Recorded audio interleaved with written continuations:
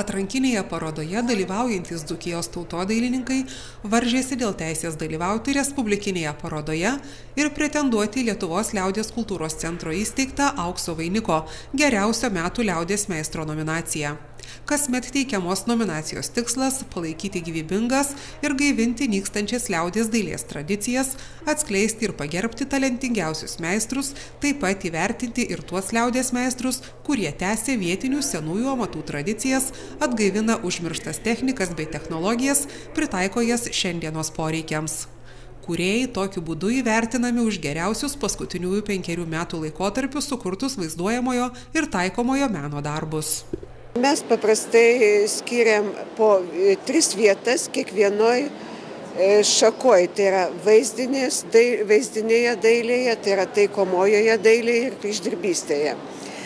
Po 3 vietas, o pirmas vietas užėmė, kitaip sakant, žmonės, kurie tais metais yra geriausiai apskrity, jie važiuoja į respublikinį turą.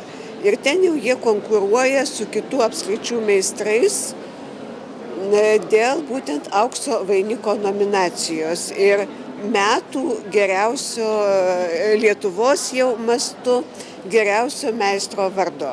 Druskininkuose surengtos parodos metu išrinkti geriausi regiono meistrai, tarp jų ir druskininkiečiai, tautodailininkai Antanas Česnulis ir Gintautas Akstinas, pelnė 2 vietas kryždirbystės ir vaizduojamojo meno kategorijose. Kadangi ir vienas iš vertinimo kriterijų yra būtent, be abejo, yra kūrinio meniškumas, ten atlikimo meistriškumas ir visa kita, bet vienas svarbiausių kriterijų yra būtent tradiciškumas, kiek tas kūrinys konkrečiai išlaiko mūsų senąsias liaudies meno tradicijas.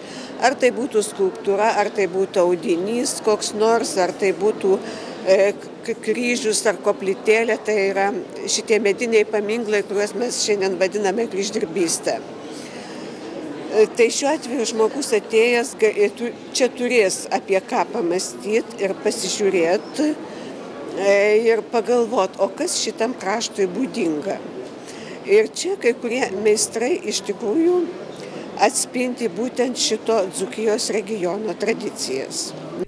Visus parodos dalyvius tądien sveikino ir savivaldybės mero pavaduotoja Kristina Miškinienė ir šią savaitę Druskininkuose viešintis Šiaurės Italijos Martinkeno miesto meras Paolo Noca.